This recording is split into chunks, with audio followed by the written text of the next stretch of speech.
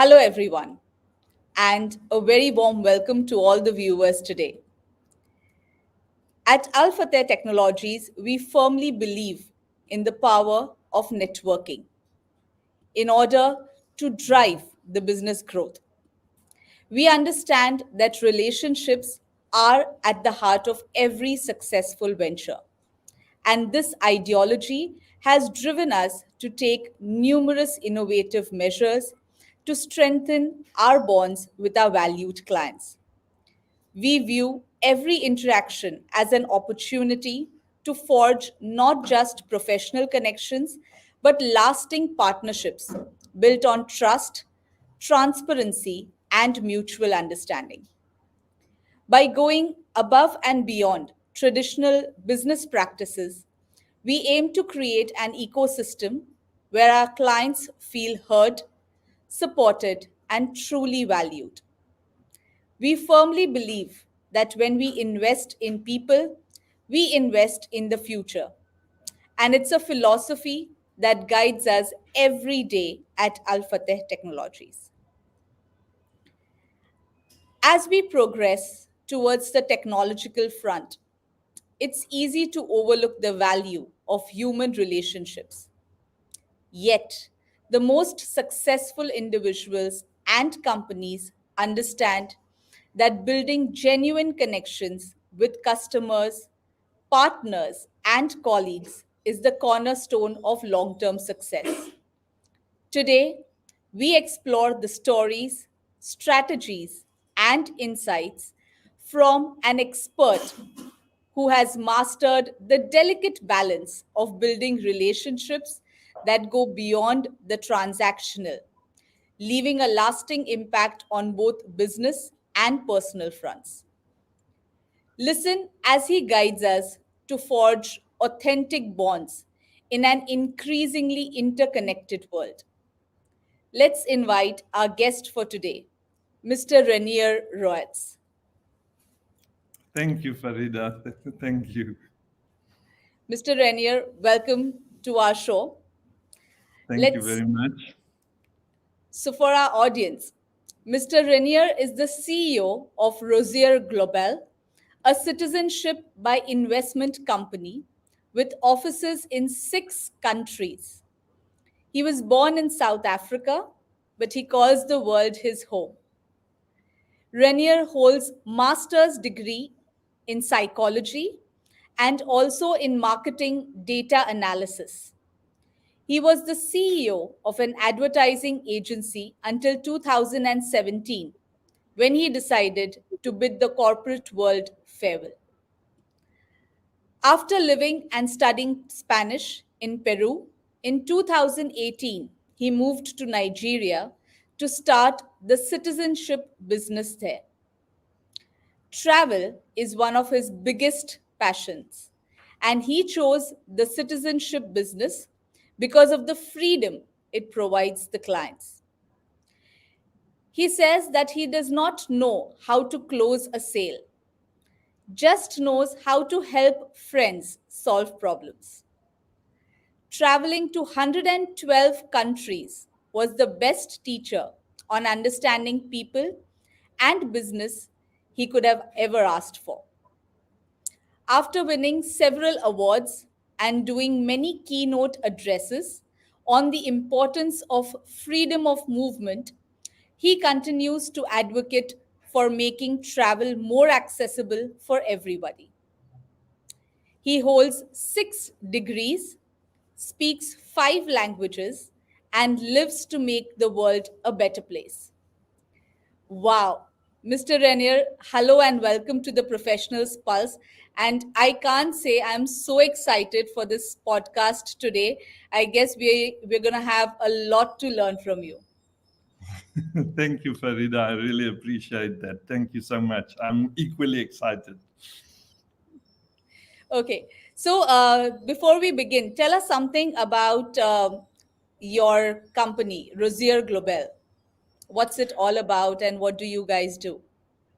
So, in Razier Global, we provide second citizenships for people of all nationalities. And like you just mentioned, that is because I've got such a passion for freedom of movement and travel.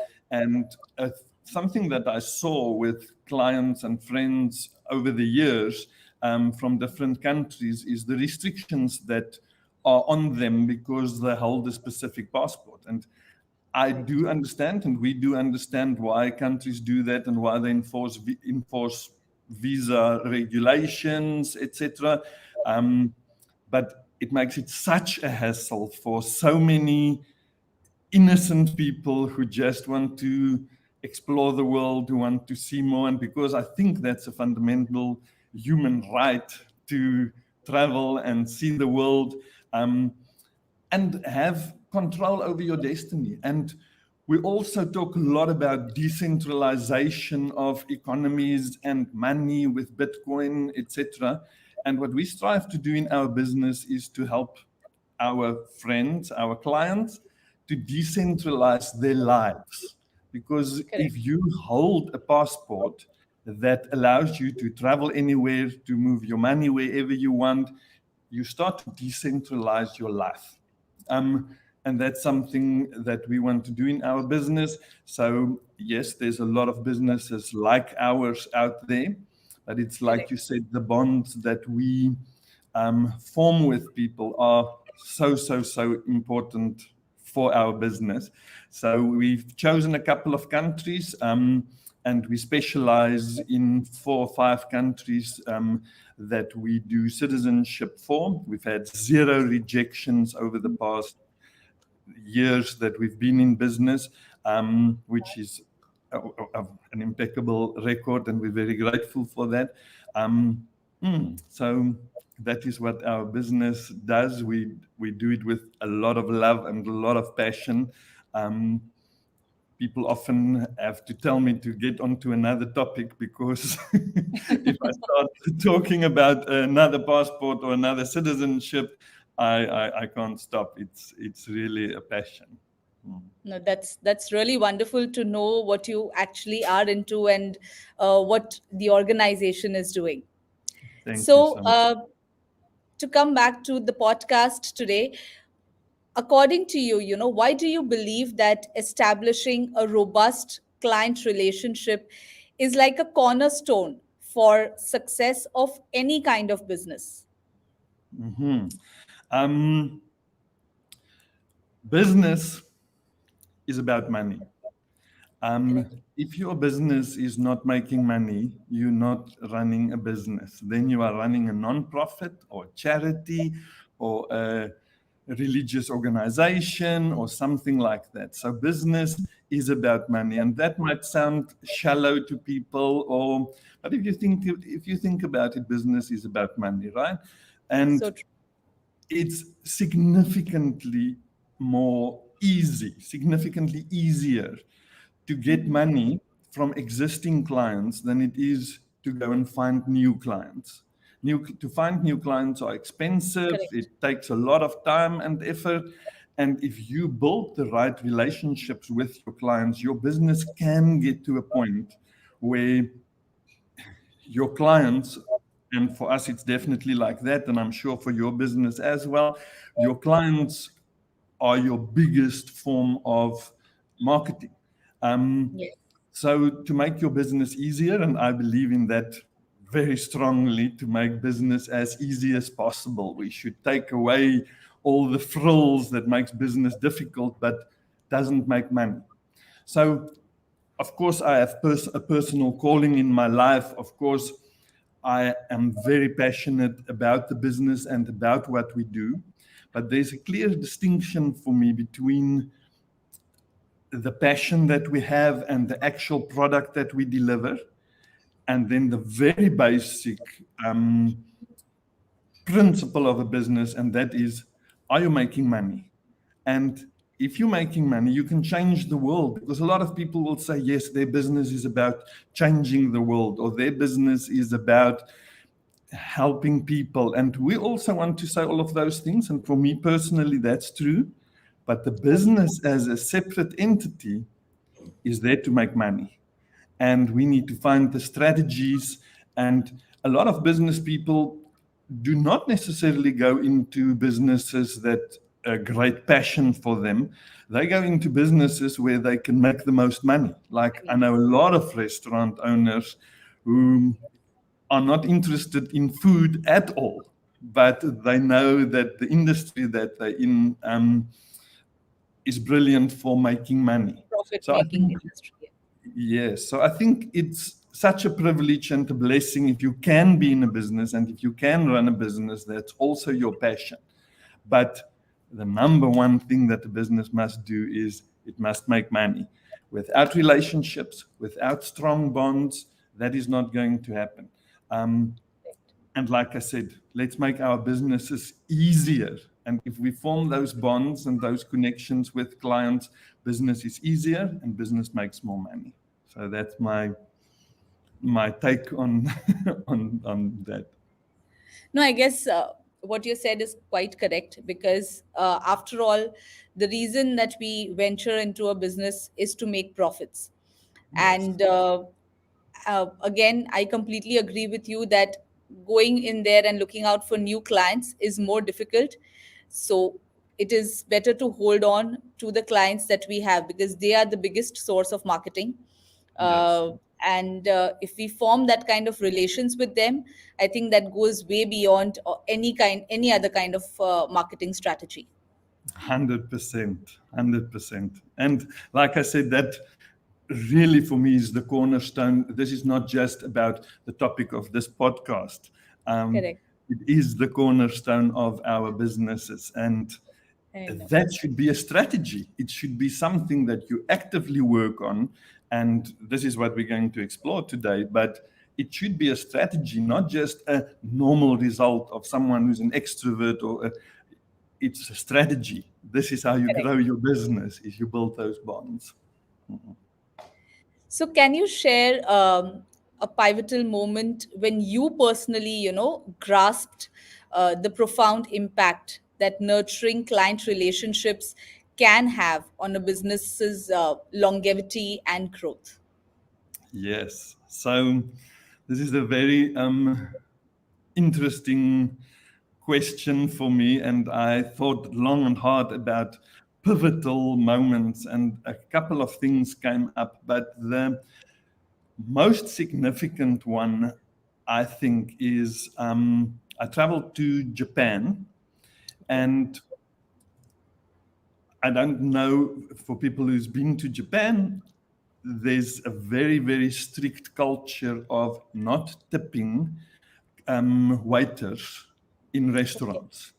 It's Okay. very, very rude to leave a Oh, tip after you've eaten or you pay the bill.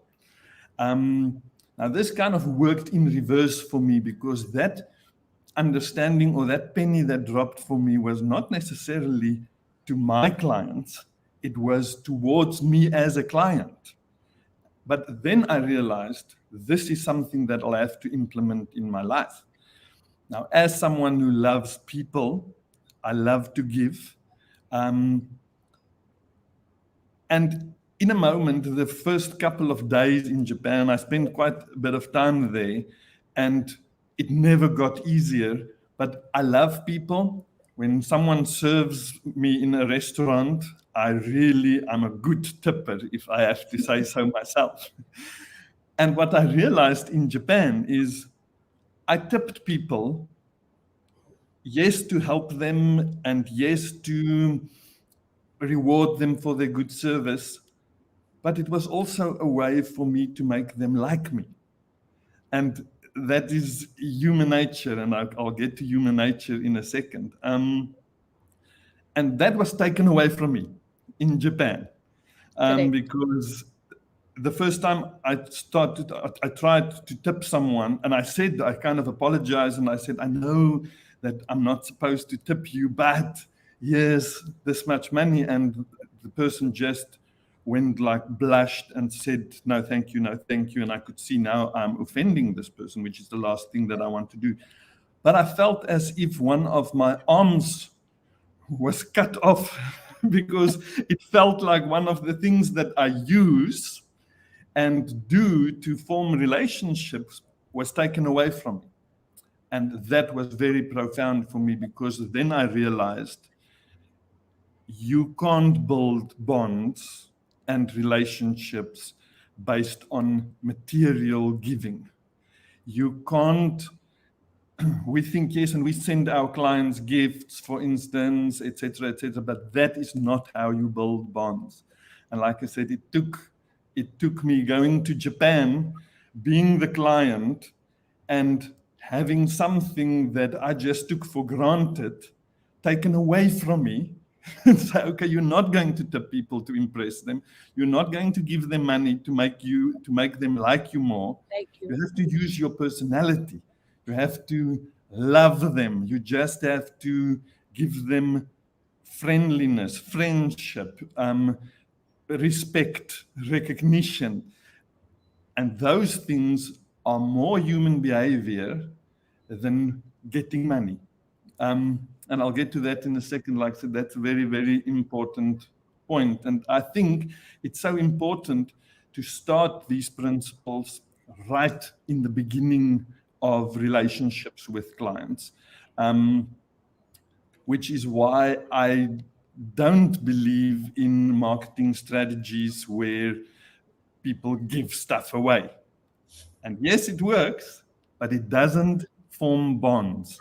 So if Yes. you run a marketing campaign and you are selling a specific product and you give two for the price of one, yes, you're going to get clients. And yes, our goal is to make money. But we also just now said that our goal is to form bonds and have return clients. And if you incentivize people with material stuff that you give them, they're not coming back for the bond. They're coming back when you give something away again. So we don't want to teach our clients we are the guys that give them stuff. We want to show our clients, we want to show our friends, we are here to help solve their problems. And like I said, that was a life-changing thing for me. Some people find it weird because I have used this example often in the past, and I said I felt so disarmed. It felt everyone had control over me because I didn't have the control, because I couldn't give the material stuff. Yes, so for me that changed my life, to realize it's about the relationships, it's about the bonds, it's not about giving stuff to people. I think with what you said right now, I feel so listening to this was like a story coming out.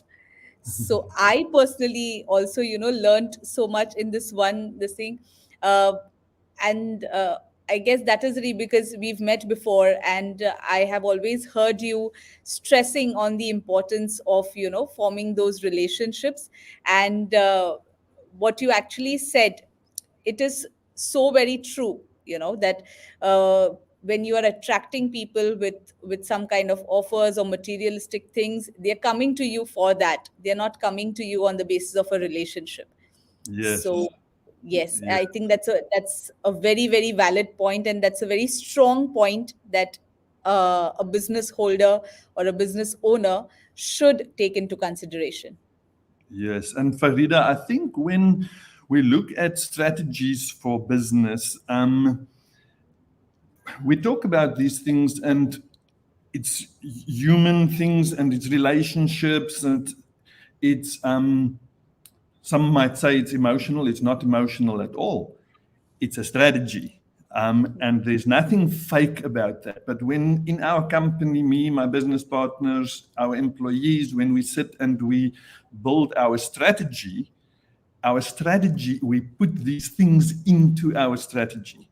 It's not just, it should come naturally for everybody, because it doesn't come naturally for everybody. So we put it in a strategy. We teach our people. It's genuine bonds, it's genuine relationships, but we teach those principles to our people from the beginning. When you start engaging with clients, learn about culture.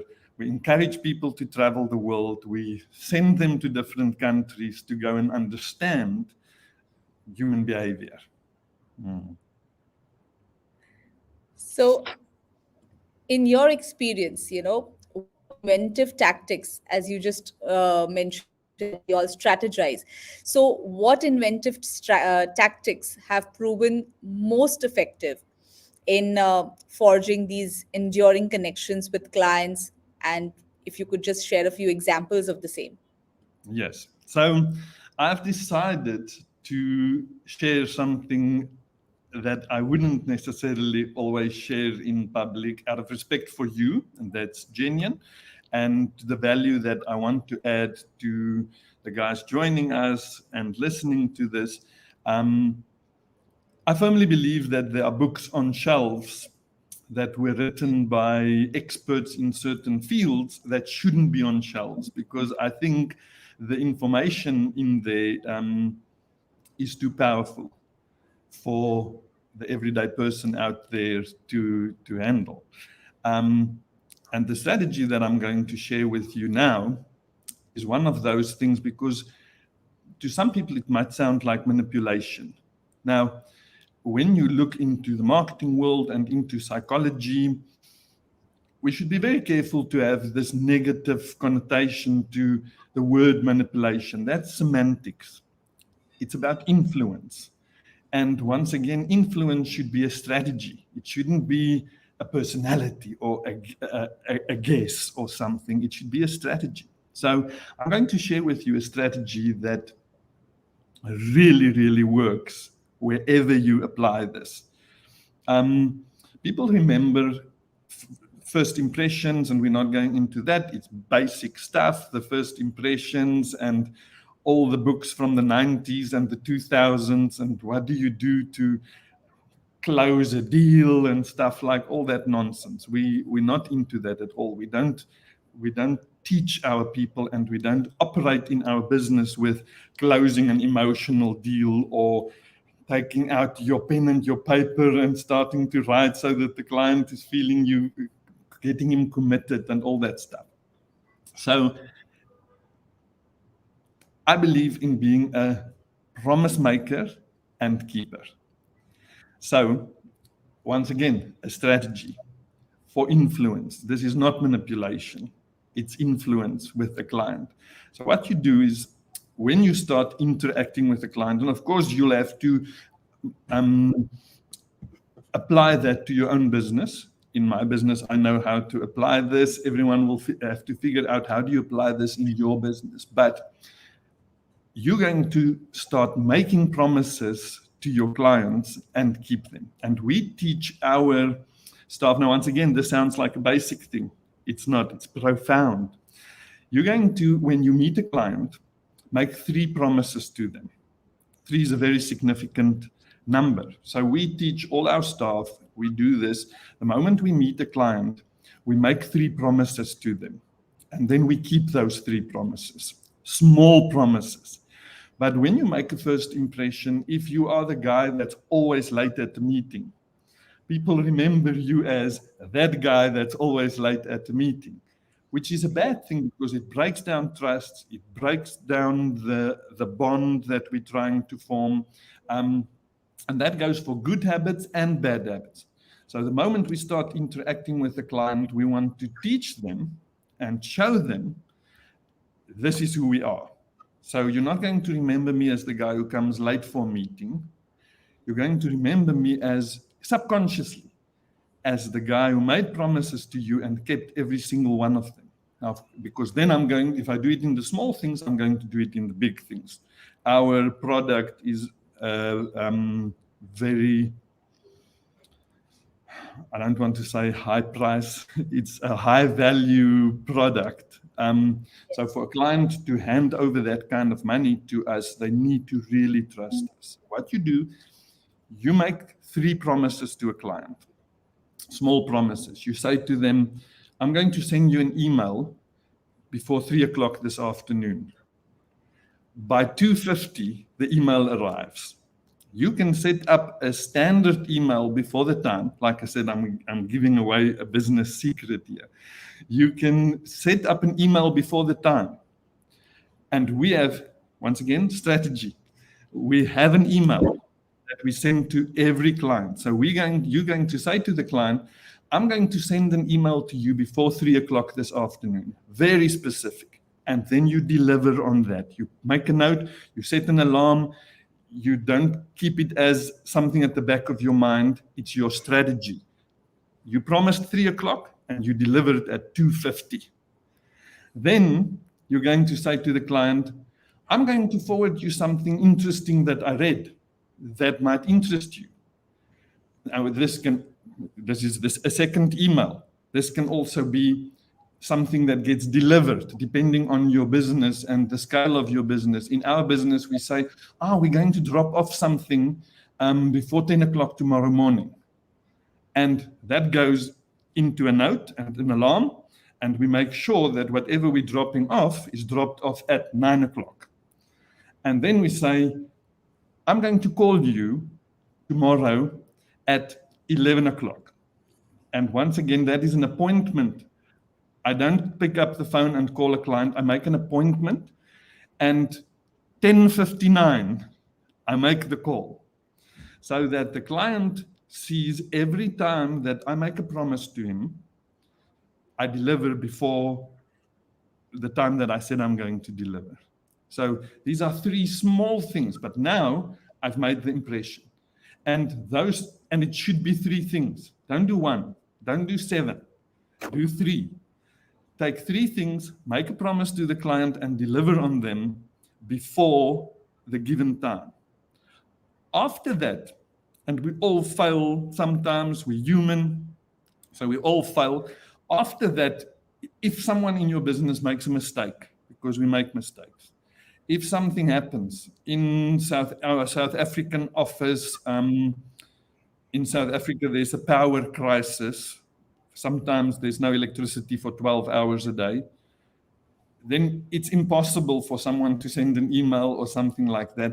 But when the three promises has been delivered, and then 2 weeks later you do something 3 minutes late, the client doesn't matter, because he's always going to remember you as a promise maker and keeper. And that is a strategy, once again, to influence so that the bonds and the trust are stronger. So inspiring.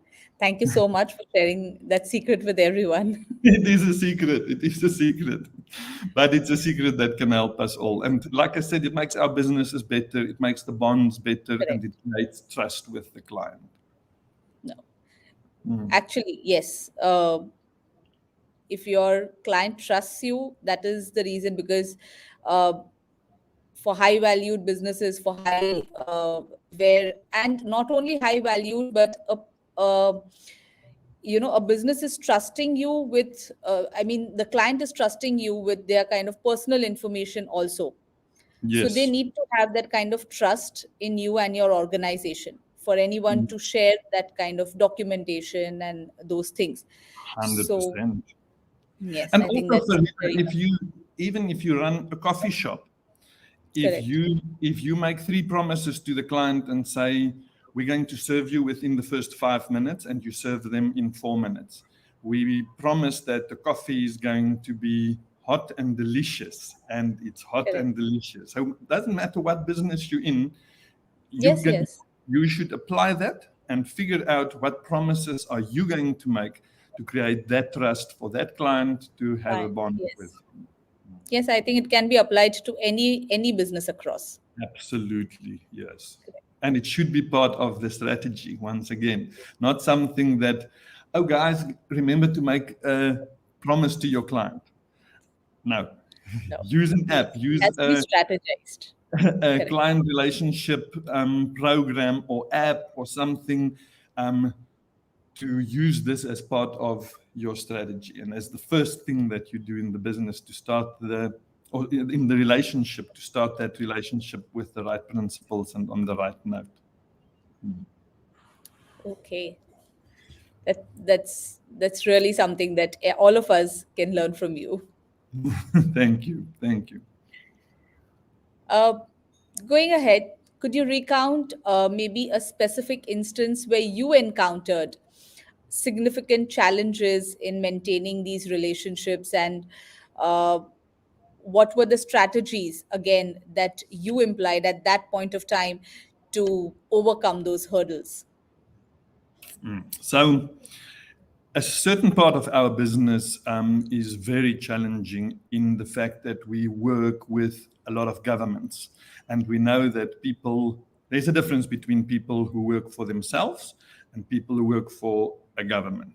And of course, there are fantastic people in government, don't get me wrong.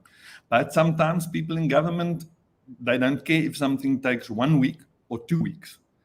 My client, on the other hand, cares very much whether something takes 1 week or 2 weeks. So the biggest challenges that we face in our business is late delivery. Because we give and we under promise with that. We'll tell a client, listen, it will take 3 months, and then we do it in 2. But when this has happened, and we are the face of that country for that client, which is very, very difficult because you're sitting in front of a client, you're representing a country, saying you're going to do this, this, this, and this, and this, and then the passport's not arriving on time, or some small island somewhere run out of passport booklets, and and then there's a challenge. And the only thing here, and this is also a basic thing, but communication. Clients will forgive almost everything as long as they can keep on trusting you and as long as they are informed. Yes. I'm not naturally good with that. I want to deliver good news to clients. So often on a Thursday, when I know we said to the client that this week we'll give him feedback and we hear nothing from the government that we're dealing with, I don't want to call the client and say, listen, I've heard nothing. Then I often think, okay, let me just wait until Monday and I have the good news, and then I will call him. And you can't do that. You must communicate all the time. So for me, communication. And like I said, I never just make a phone call. I schedule phone call appointments with clients. So I'll say, can we talk at 11 o'clock? However much I hate that conversation, as long as you keep the client informed, they're calm, they're happy, they keep on trusting you. If they're not informed, I love the saying that says, the gap that is left by non-communication very quickly gets filled with doubt and resentment. So if you don't communicate, you leave a gap, and human nature is not going to fill that gap with love and trust and more business. Human nature is going to fill that gap with distrust and resentment and disrespect. Yes. So and again, what you're saying holds true for any kind of business, like even for ours. Any kind of product, of course, there are technical glitches that happen, but when we keep our clients informed well in advance of what's going on, then they don't mind. But at the last moment, you just can't, just drop a bomb or leave them to assumption, because that leads to distrust. Yes. And then that cornerstone of the relationship, because these bonds are built on trust. Yes. And trust is the primary principle here. Product delivery and all of those things are secondary principles. Trust is the primary one. And if you break that, you have a problem in your business. Yes.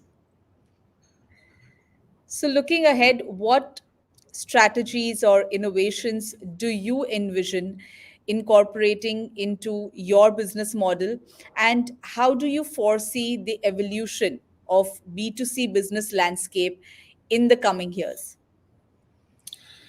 So I think we're all very familiar, and we're so bombarded with AI and all the gazillion apps and programs that there are now that's available to us for free, the courses that's available.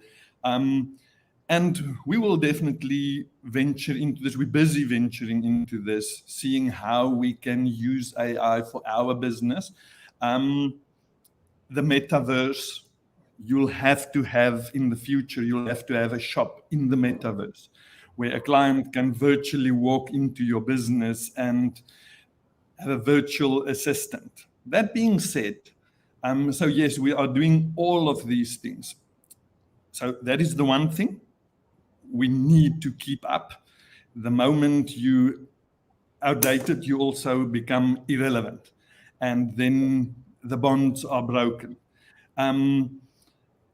So we're doing all of those things, but the human contact is always going to be necessary. So there are people who disagree with me on this and say people are just going to sit in their homes and they're going to just be behind their computer. I, at the moment, still refuse to believe that. So I feel that we're going to need human contact. And the most important thing for that will be we need to adapt. So we're going to need the human contact. We're going to still need these bonds, but we need to adapt all the time. So whatever the new thing is, incorporate it, see if it works, test it, but keep on going back to the basic principle of the human contact that you need to have with the client, and keep on adapting. If you put on a big coat when you're in Alaska and it's minus 40 degrees Celsius, because now the landscape has changed. So you change your adaptability. Otherwise, you're going to die in minus 40 degrees. But then you go to Nigeria and it's 50 degrees. If you keep on the same jacket, the same thing that you adapted with in Alaska, and you want to try that in Nigeria, you're going to die. So Correct. if in business you adapt now and you think you can keep on doing that thing and it will last, and the pandemic pops up, God forbids, or whatever the case might be, and you keep on going with the thing that you adapted with last year, your business might not survive. Okay. That I think every question is just words of wisdom that we are hearing from you. So much to learn. Well, that's what my closing question is actually, and I think you have already shared so much. But still, any words of wisdom or recommendations or valuable insights that you would like to impart to other businesses which also follow the B2C model, and they are striving to cultivate this robust and enduring connections with their clients. There's so many of them. So what kind of I know you have already shared a couple of strategies that all of us, be it B2C or B2B business model, we can all implement. But still, for those who are coming up or still finding those kind of right things to focus on, if you can share some insights. Thank you. So I think the main thing that I want to share with people in business everywhere is study psychology. You don't have to go to you don't have to go to university. You don't. There's millions of YouTube videos. There's millions of books. Like I said, I don't share with people the books that I read, because Correct. some of these books, when I read them, I'm like, this is not supposed to be in the hands of the average person, because the strategies are too powerful. So one thing I want to say about that is studying human nature, Yes. and how wrong we can get it. If you want to study the behavior of monkeys, and I'm not calling humans monkeys. If you want to study the behavior of a monkey, and you go and find yourself a monkey in the monkey shop or in a forest or something, you put it in a cage and you sit down with your notepad and your pen and you sit for hours and you study the behavior of this monkey. And you write a thesis on this afterwards because you've studied the behavior. Your whole thesis is wrong because you didn't study the behavior of a monkey. You studied the behavior of a monkey in a cage. Cage, yes. Now, when we look at the people around us and we think it's enough to just look at the people around us, you are studying the behavior of humans out of their natural environment. I live in Yes. Dubai, you live in Dubai. It's not a natural environment for humans. Correct. It's a great city. It's fantastic, and the opportunities. Let me not confuse anybody about that. But make sure to study human nature, because we get it so wrong. To want to drive a Lamborghini is not human nature. Um, we think it is, and when we look in the city where we live, we think, it's human nature for everyone to want to drive a Ferrari and the Lamborghini. It's not. So make sure that when you study human nature, to understand how to get your business to them better and how to make the bonds more real, study real human behavior. Listen to the best psychologists there are. Read books on real human nature. And if I can recommend a book, which is one of those books that I think everybody should read, it's Dale Carnegie's How to Make Friends and Influence People. And Okay. the reason why I love it so much is because it was written in the 30s, I think. For us as human beings, we are very adaptable, and we adapt to our circumstances. And just like a monkey in a cage, the monkey will find his space and he will eat his apple when you give it to him.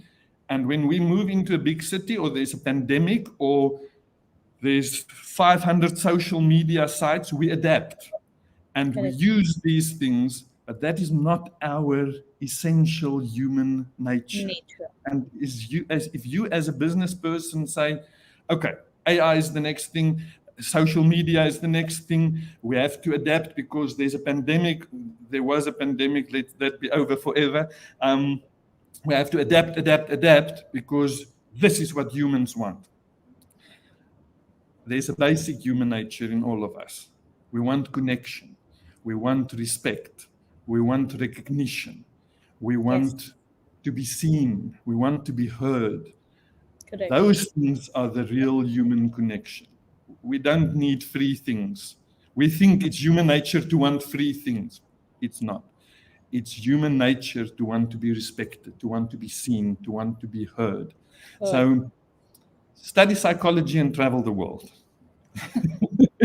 Those is the best advice that I can give anybody. Thank you so much, Mr. Rainier, for all of those insights. I think all of the people who would be listening to us, or who would listen to this podcast even later, uh, I guess whatever things that you have shared, every one of us can apply. I think not only business holders, but in any profession, where we are frontlining clients or where we are meeting people around us, to study human behavior, to study human nature, and to be able to use it to our advantage, is something that all of us can utilize and do in our day to day lives as well. So thank you Yes. so much for this amazing conversation. Thank you, Farida. It was the greatest privilege. Thank you so much. I really appreciate the opportunity. As we wrap up this episode, we hope you've gained valuable insights and inspiration to incorporate relationship building into your own professional and personal life. Remember, success in business is not just about numbers, it's about the people and the connections we nurture along the way. Whether you're an entrepreneur, a team leader, or an individual striving for growth, the power of authentic relationships can never be underestimated. We'll be back with more thought provoking conversations with a new guest and a new topic next week. Until then, keep building those relations, because in the end, it's not just about business, it's about building a richer, more fulfilling life. Thank you for tuning in, and we look forward to connecting with you again soon. Thank you so much. Thank you, guys. Bye bye.